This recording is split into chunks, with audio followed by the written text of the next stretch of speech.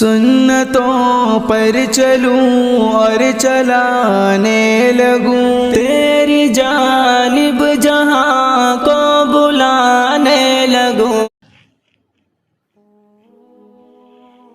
ایک یہودی کے بارے میں آتا ہے کہ ایک یہودی ملک شام گیا۔ ملک شام جا کر اس کا ارادہ یہ تھا بہت سارا مال خریدوں، لا کے مدینے میں بازار لگاؤں۔ ملک شام گیا، ملک شام سے بہت سارا مال خریدا، اور ایک غلام بھی تھا، بڑا کمزور تھا، ضعیف تھا، کالا کلوٹا تھا، کم دام میں فروخت ہو رہا تھا۔ اس یہودی کے دل میں بات آئی، اس غلام کو بھی میں خریدوں، چاہے 2 درہم ہی صحیح، مدینے میں کما سکوں۔ بہت سارا مال خریدا اور اس غلام کو بھی خرید کر مدینے میں آ گیا۔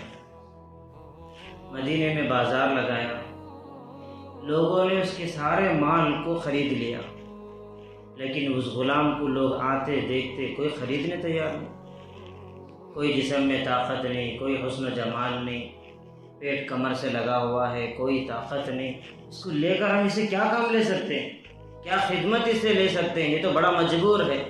لوگ چلے جاتے۔ اس یہودی کو بڑا غصہ آتا، ارے میں تو تجھے خرید کے میں خود پریشان ہو گیا۔ تو آخر میں اس نے کہا، میں تیرے پیچھے وقت ضائع کرنا نہیں چاہتا، ایک کام کر، روزانہ صبح سویرے تو یہاں پہ آ جانا اور کھڑے ہو جانا، اگر تجھے کوئی خریدنے آ جائے مجھے آ کر بتا دینا، میں آ کر بیچ دوں گا۔ انسانیت کا، انسانوں کی کوئی قیمت اس وقت تک نہیں تھی جب تک اللہ کا دین دنیا میں، اللہ کا دین آیا تو ہر چیز کی قیمت بڑھ گئی۔ وہ غلام روزانہ آ کے کھڑتا، مکھیاں چاروں طرف، کوئی اسے اپنے پاس بلانے تیار نہیں، کوئی اس کے پاس کھڑے ہونے تیار نہیں، نہ کوئی پانی پلانے تیار، نہ کوئی کھانا کھلانے تیار۔ اب وہ دھوپ میں کھڑا رہتا، نہ اسے اپنے رب کا پتہ، نہ اسے کوئی دنیاوی علم، کسی چیز کا کوئی تعلق نہیں۔ جس طرح ہمارے یہاں گائے بیل کھڑے رہتے اس طرح وہ کھڑا رہ جاتا۔ لوگ گزرتے رہتے، کوئی اس کے قریب کھڑنا بھی گوارا نہ کرتے۔ وہ جو غلام جہاں کھڑتا تھا عزیز دوستو، اس کے ہو بہو سامنے ایک مکان تھا، ایک گھر تھا۔ اس گھر میں ایک نوجوان لڑکی رہتی تھی جس کا نام علماء نے کتابوں میں سبیتا بتایا ہے۔ سبیتا نامی ایک لڑکی تھی، وہ روز اسے دیکھتی تھی اور بڑا اسے ترس آتا تھا، غم آتا تھا کہ بیچارہ کیسے کھڑا رہتا ہے، کوئی پوچھنے تیار نہیں، کوئی کھلانے تیار نہیں۔ اس کے دل میں بات آئی، میرا نفع ہو یا نہ ہو میں اسے خرید لوں کہ کچھ نہ کچھ بیچارے کا بھلا ہو جائے۔ گرمی میں کھڑا رہتا ہے، سورج پورے آب و تاب کے ساتھ اس کے اوپر اپنے شعاعیں پھینکتا ہے۔ تو یہ سبیتا نامی لڑکی گئی اور اس غلام کو خریدنے کی بات کر رہی تھی۔ وہ غلام خوشی کے مارے دوڑ لگایا اپنے آقا کے پاس اور اسے کہا کہ مجھے کوئی خریدنے آئے۔ جو اس کا آقا، اس یہودی آیا اور اس نے کہا کہ بہن، جتنے میں لایا ہوں اتنے میں بھی آپ لے لیں تو آپ کا احسان ہوگا۔ سبیتا نامی اس لڑکی نے اس غلام کو خرید کر اپنے گھر لے کر آ گئے۔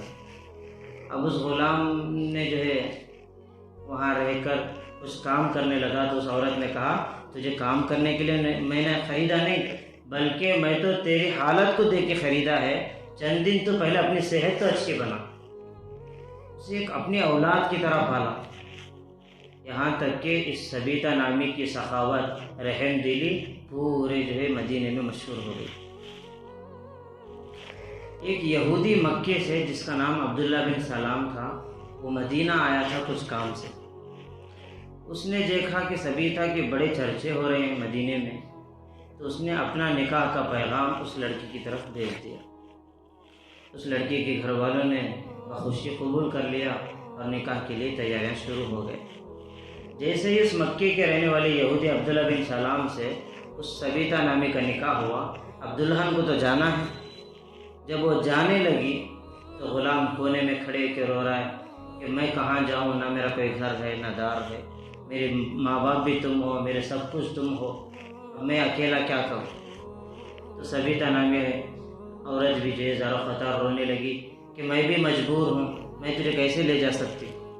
ان کی دونوں کی گفتگو چل رہی تھی، عبداللہ بن سلام کی نظر پڑی تو اس نے کہا اس غلام کو بھی ساتھ میں لے لو، ہم مکے میں رکھ لیں گے۔ اب یہ غلام ملک شام سے آیا تھا مدینہ، اب مدینے سے مکے کو چلے گا، مکے میں جا کر رہنے لگا۔ وہ جو یہودی تھا عبداللہ بن سلام، وہ کاروبار میں حضرت عثمان غنی رضی اللہ عنہ کا دوست تھا۔ ایک دن حضرت عثمان غنی رضی اللہ عنہ تشریف لائے تو عبداللہ بن سلام نے دیکھا کہ چہرہ بدلا ہوا ہے، انداز بدلا ہوا ہے، تو اس یہودی نے کہا کہ عثمان میں کیا دیکھ رہا ہوں کہ تم بدلے بدلے نظر آ رہے ہو۔ حضرت عثمان غنی رضی اللہ عنہ نے کہا کہ بھائی تجھے کیا بتاؤں، اب ہم مل کے نہیں رہ سکتے، میں نے ایک خدا پر ایمان لایا ہے، میں نے ایک خدا پر ایمان لایا ہے، میں نے اسلام قبول کیا ہے۔ لیکن حضرت عثمان سے اتنی محبت تھی اس یہودی کو، اس نے کہا میرا دوست کسی چیز کو پسند کرے میں نہ کروں یہ ہو نہیں سکتا، چلو میں بھی اسلام قبول کرتا ہوں۔ حضرت عثمان غنی رضی اللہ عنہ کو بڑی خوشی ہوئی، اس یہودی کا ہاتھ پکڑ کر اللہ کے محبوب کے دربار میں گئے، کلمہ پڑھا کر وہ بھی صحابی بن گئے۔ جب وہ عبداللہ بن سلام جو مسلمان ہوئے اپنے گھر میں آئے تو اپنے بیوی سے اسلام کی باتیں بیان کی۔ وہ تو عورت پہلے ہی رحم دل تھی، بڑے اخلاق والی تھی، تو اس عورت نے بھی کلمہ پڑھ کے مسلمان ہو گئے۔ جو غلام سامنے جو کھڑا ہوا غلام کہنے لگا آقا کا جو دین ہے غلام کا بھی وہی تو دین ہے، غلام کون سا الگ مذہب اپنائے گا؟ تو غلام کھڑے غلام نے بھی کلمہ پڑھ کے مسلمان ہو گیا۔ تو ملک شام سے نکلا تھا مدینہ، مدینے سے آیا مکہ، اور اللہ نے اسلام سے سرفراز کر دیا۔ پھر ایک دن عورتوں کے درمیان مستورات میں بیان تھا اللہ کے محبوب کا۔ اللہ کے محبوب نبی علیہ السلام بیان کرنے کے دوران ایک غلام کو آزاد کرو گے اللہ کیا اجر دے گا اس پر بیان کیے۔ تو سبیتا نامی عورت گھر میں آئی، غلام سے کہا کہ بھائی آج میرے لیے اللہ کو راضی کرنے کا بہترین ذریعہ ہے، اپنے اعمال کو بڑھانے کا ذریعہ ہے، اپنی جنت بنانے کا ذریعہ ہے، میں تجھے اللہ کے لیے آزاد کرتی ہوں۔ تو غلام پھر رونے لگا، تم آزاد کرو گے تو میں کہاں جاؤں، نہ میرا کوئی گھر ہے نہ دار ہے۔ پھر اس سبیتا نامی عورت نے کہا اللہ کے محبوب نبی علیہ السلام کے پاس چلے جاؤ، وہاں بہت سے غربا رہتے ہیں، بہت سارے لوگ وہاں رہتے ہیں، تم جاؤ نبی کی صحبت میں بیٹھنا، قرآن سیکھنا، ایمان اپنا بنانا، اپنا تعلق اللہ سے مضبوط کرنا۔ اب یہ کمزور غلام اللہ کے محبوب نبی علیہ السلام کی صحبت میں گیا، اصحاب صفہ میں شامل ہوا۔ قربان جائیں، ایک غلام کوئی اپنے پاس بلانے تیار نہیں، کوئی اپنے آپ کو اس کے پاس کھڑے ہونا پسند نہیں کرتا۔ اب یہ غلام آیا، اللہ کے محبوب کے صحبت میں بیٹھنے لگا، اللہ کے دین کو سینے سے لگایا، قرآن کو ایسا سیکھا، اللہ نے اس کی زبان پر ایسا قرآن جاری فرمایا اور اس کا ایمان اتنا مضبوط ہوا۔ عزیز دوستو، ایک وقت ایسا آیا کہ مدینہ منورہ میں وہ غلام مسجد نبوی کے مصلی پر کھڑے ہو کر نماز پڑھا رہا ہے، اس کے مقتدیوں میں عمر بن خطاب کھڑے ہوئے۔ عمر بن خطاب کون غلام، جس کی کوئی حیثیت نہیں۔ پھر ایک مرتبہ جب حضرت عمر رضی اللہ عنہ کو نماز فجر میں نیزہ مارا گیا، زہریلا نیزہ، حضرت عمر رضی اللہ عنہ گر گئے، اتنا زہریلا نیزہ تھا۔ ایک ظالم آدمی جو ہے نمازی کی شکل میں آ کر پیچھے سے وار کیا تو وہ نیزہ پیٹ سے نکل گیا، جو دوا ڈالتے وہ باہر نکل جاتی۔ حضرت عمر رضی اللہ عنہ کو بڑی فکر تھی امت کی، بڑے بڑے اجل صحابہ کو بلائے، کہا کہ میرے بعد خلافت کا معاملہ ہے، کیا کریں؟ صحابہ نے کہا آپ کے بیٹے عبداللہ ابن عمر ہیں۔